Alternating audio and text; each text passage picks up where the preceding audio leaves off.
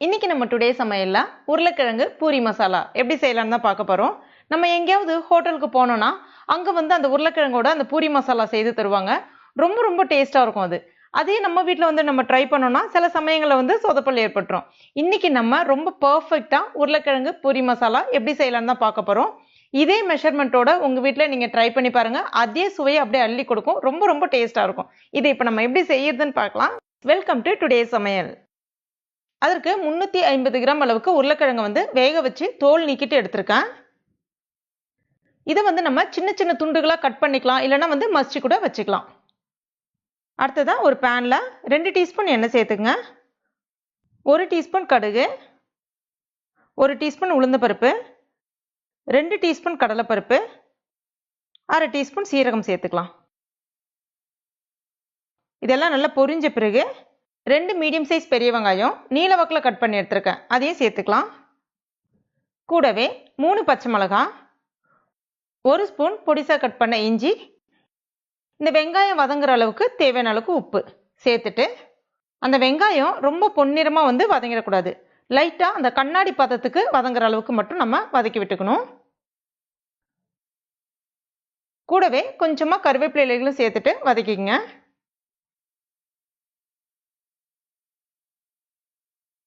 இப்போ வெங்காயம் இந்த மாதிரி வதங்கி வந்த பிறகு பொடிசா கட் பண்ண ஒரு கேரட், ஒரு 1/4 கப் அளவுக்கு பச்சை பட்டாணி, ஃப்ரெஷ்ஷான பட்டாணி சேர்க்குறேன். காய்ந்த பட்டாணி தான் இருக்குன்னா வேக வச்சுட்டு சேர்த்துக்குங்க, அதாவது ஊற வச்சு அதுக்கப்புறம் வேக வச்சுட்டு சேர்த்துக்குங்க. ஒரு முறை மட்டும் வதக்கி விட்டுக்குங்க. இப்போ இந்த மாதிரி வந்த பிறகு 2 கப் அளவுக்கு சராசரியாக ஒரு 2 பெரிய டம்ளர் அளவுக்கு தண்ணி சேர்த்துக்கலாம். கூடவே 1/2 டீஸ்பூன் மஞ்சள் பொடியும் சேர்த்துட்டு ஒரு முறை கலந்து விட்டுட்டு இப்போ இதை மூடி வச்சிடலாம். ஸ்டவ்வை மீடியம் ஃப்ளேமில் வச்சுங்க. ஒரு 5 நிமிஷம் அந்த காய் நல்லா வெந்து வரட்டும். அடுத்ததாக ஒரு பவுலில் 2 டீஸ்பூன் கடலை மாவு, கூடவே கொஞ்சமாக தண்ணி சேர்த்துட்டு கட்டிலாம் இல்லாமல் நல்லா கரைச்சி வச்சுங்க. இது அந்த திக்னஸ், அந்த ஹோட்டல் ஸ்டைலில் ஒரு திக்காக கிடைக்கும் இல்லையா, அது மாதிரி வரணும் அப்படின்றதுக்காக. இது நீங்கள் கடலை மாவு தான் பயன்படுத்தணும்னு கிடையாது. கடலை மாவுக்கு பதிலாக நீங்கள் கோதுமை மாவும் பயன்படுத்திக்கலாம், அதுவும் நல்ல டேஸ்ட்டாகவே இருக்கும். நான் 2 மெத்தட்லையுமே செய்வேன்.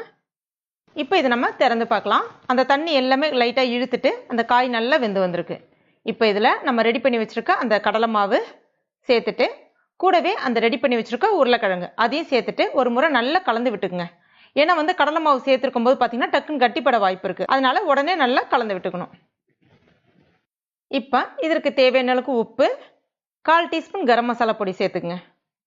சேர்த்துட்டு ஒரு 2லேருந்து ஒரு 3 நிமிஷம் மட்டும் நல்லா கொதிக்க வச்சுக்கலாம். இப்போ எல்லாம் நல்லா கொதிச்சு வந்த பிறகு கடைசியாக கொஞ்சமாக கொத்தமல்லி இலைகள் தூவ வேண்டியதான். அவ்வளோதான். பாருங்கள், அந்த கன்சிஸ்டன்சி கரெக்டாக இருக்குது பாருங்கள்.